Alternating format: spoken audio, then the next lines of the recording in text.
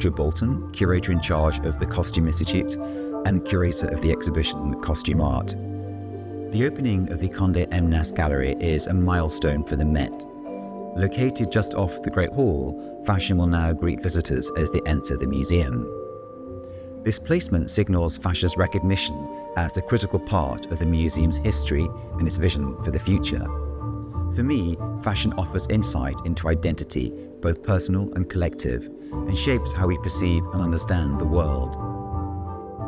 Costume Art is our inaugural exhibition in the new space and our largest to date, featuring over 200 garments paired with over 200 artworks, spanning roughly 300 years of Western fashion from the 18th century to the present day. And it's primarily collections-based, bringing fashion and art into direct dialogue with one another.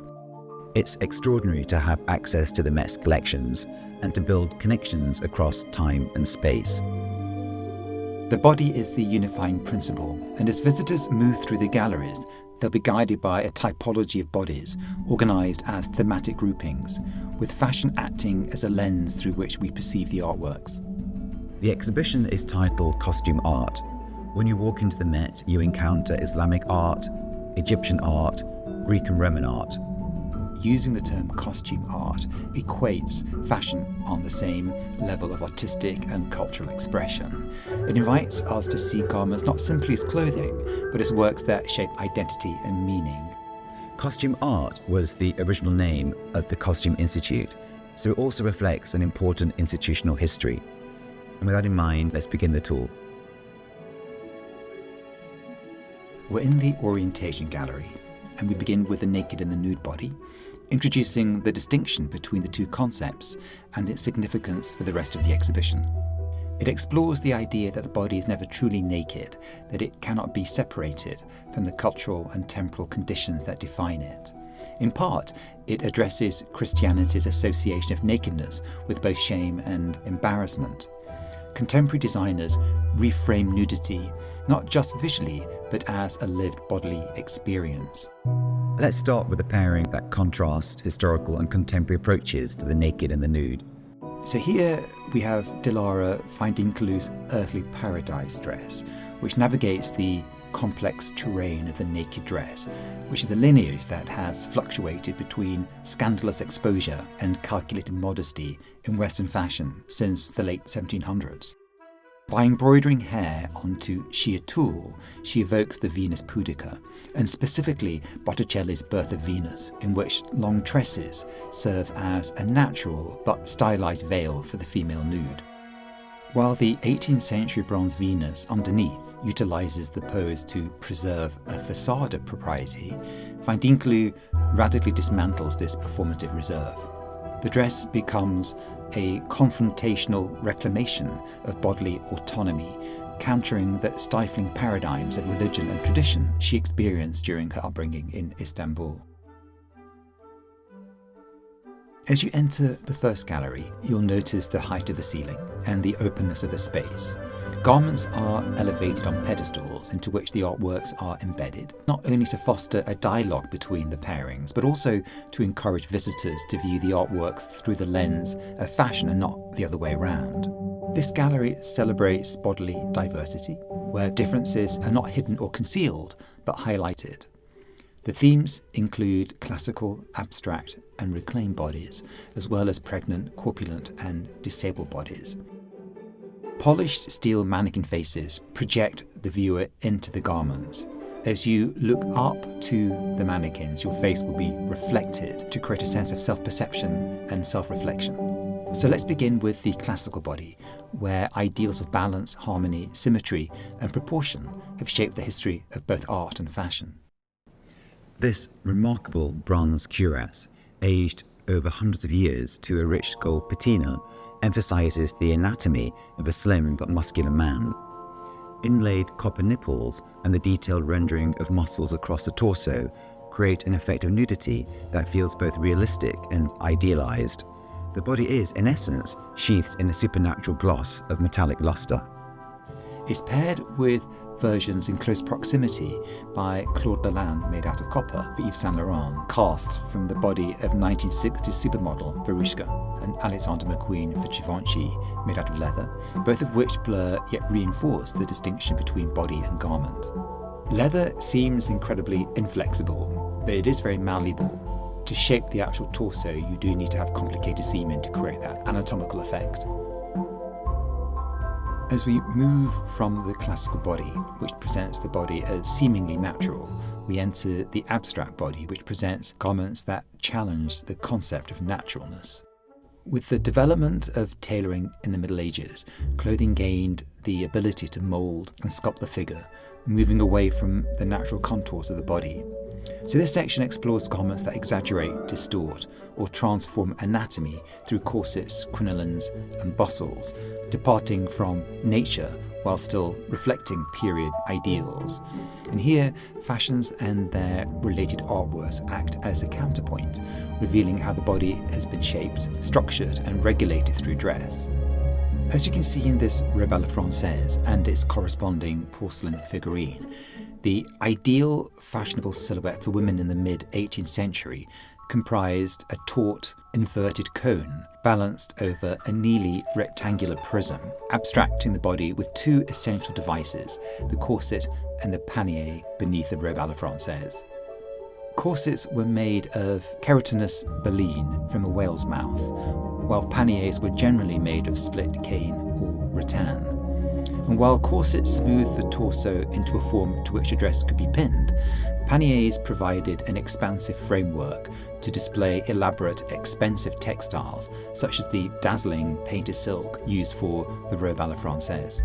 As we move from the abstract body, where understructures reshape the figure, we enter the reclaimed body, where the boundary between body and garment begins to blur.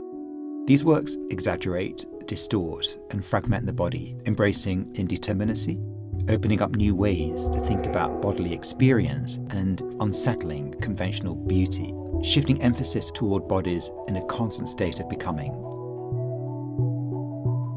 So here we have three pairings by Ray Kawakubo for Comme des Garçons.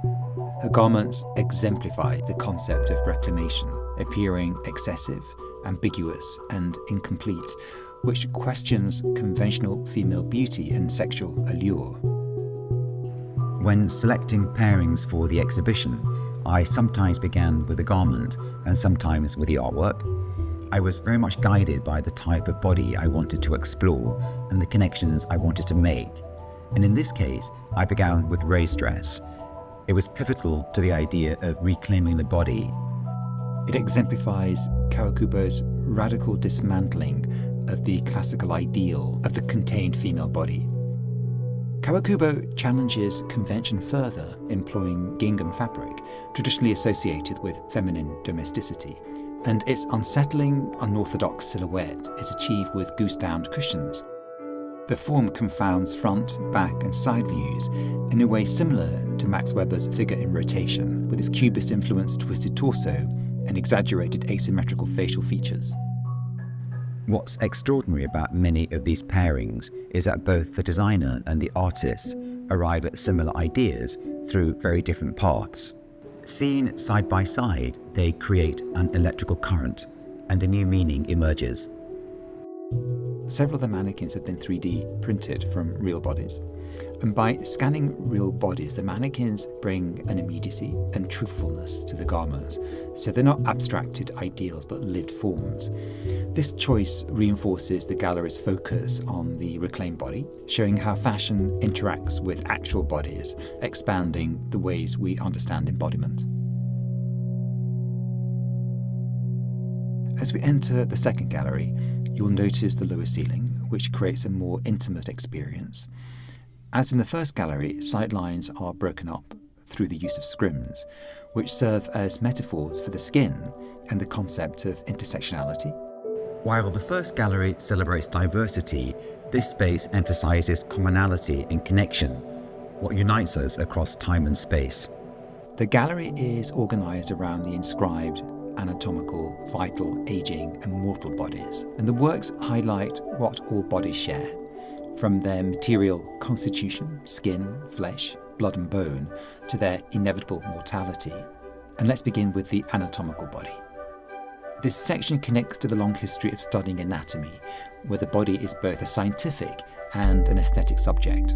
The heart, lungs, and muscles depicted on the garments draw attention to our physical selves, bringing what is usually hidden to the surface. Robert Wong's From the Skin dress simulates the delicate, layered nature of human skin through overlapping panels of pleated ombre organza. His interpretation draws heavily upon Renaissance anatomical traditions, specifically the écorché, where the removal of skin reveals the underlying musculature, exemplified by Giulio Bonassoni's engraving.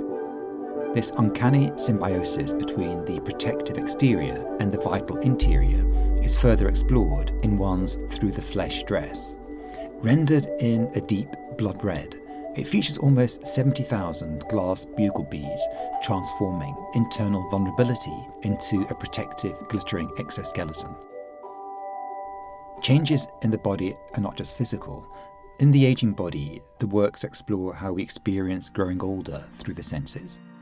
While aging is a natural part of life, society often frames it as decline, yet clothing can shape how aging is expressed. These works invite us to see later life not as disappearance, but filled with dignity, authority, confidence, and visibility. Yuma Nakazato's ensemble articulates aging as the accumulation of lived experience. Constructed from upcycled satin and lace intended to signify the wedding lingerie of the wearer's grandmother, the garment collapses generations into a single form. The dress body becomes a site where past and present coexist. Assembled without needle or thread, Nakazato's modular Type 1 system, using detachable resin dot buttons, allows the garment to be repaired, reconfigured, and adapted over time alongside its wearer.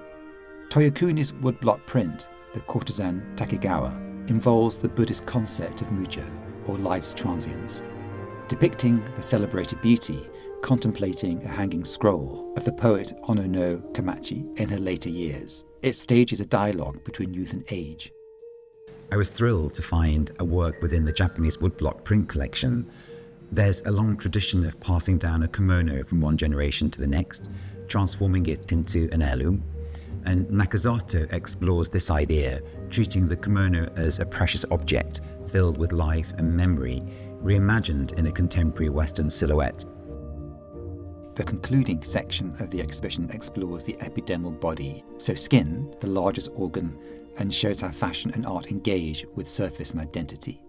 And within this framework, clothing functions as both a protective barrier and a communicative interface.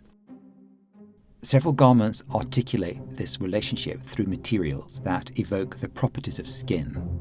Elsewhere, designers propose clothing as a responsive second skin, engineered to stretch, compress, and adapt to movement. Dominating the gallery, Tamaye Hirakawa's signature skin series consists of entirely seamless bodysuits and transcends body, gender, and ultimately cultural differences. Atlas 2 Textile, produced with computerized knitting machines, explores the skin as a dynamic interface. The elastic outer skin expands and contracts in accordance with the body in motion and to accommodate a broad range of fit. Available in 5 colours reflective of different skin tones, the works challenge historical hierarchies that have regulated and aestheticized the body through colour.